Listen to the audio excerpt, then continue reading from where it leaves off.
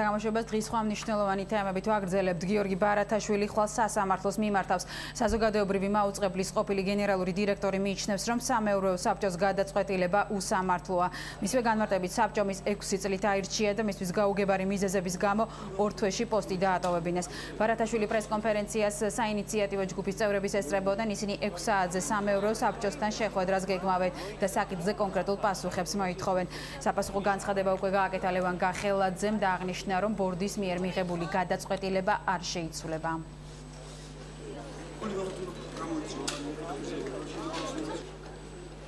ხთებერვალს სამეურვეო საბჭომ დაამტკიცა ჩემს მიერ და ჩვენი კოლეგების მიერ შემუშავებული რეორგანიზაციის გეგმა და 4 მარტს სამეურვეო საბჭომ მე გადამაყენა თანამდებობიდან.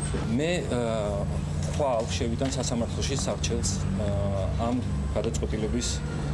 გადაწყვეტილებას გავასაჩივრებ. მე მიმართავ საიას, რომ გამიწიოს ადვოკატირება ამ საქმეში, რომ ჩვენ დავამტკიცოთ სიმართლე.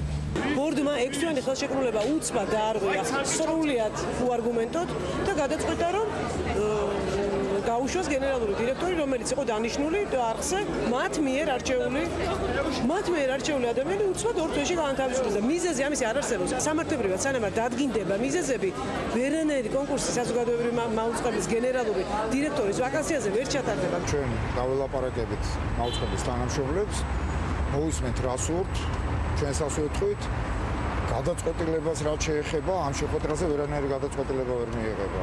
თუ უშინდელი გადაწყვეტილების შეცვლაზე ელაპარაკი, პირადად მე მზად არ ვარ, რომ ჩემი გადაწყვეტილება შევცვალო.